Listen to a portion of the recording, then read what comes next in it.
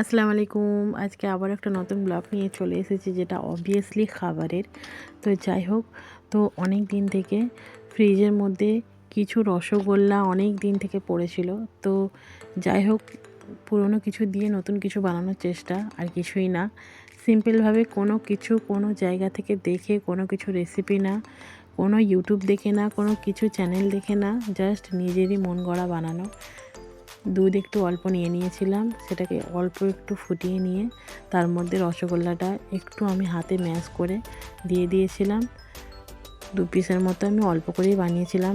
ভাবলাম যে আগে দেখি বানিয়ে কেমন হয়, তারপর আমি জিনিসটা পরে আবার ট্রাই করব। তো যাই হোক, কিছুই না, একটু বাদাম ছিল। তো এটা একটু যদি কাজু বাদাম হতো আপনাদের কাছে তো খুবই ভালো। আমার কাছে যেটা অ্যাভেলেবেল ছিল না, যেটা ছিল সেটা দিয়ে বানিয়েছি।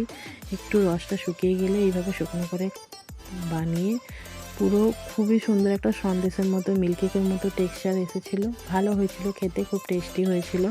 আপনারাও বানাবেন প্লিজ। Thank you.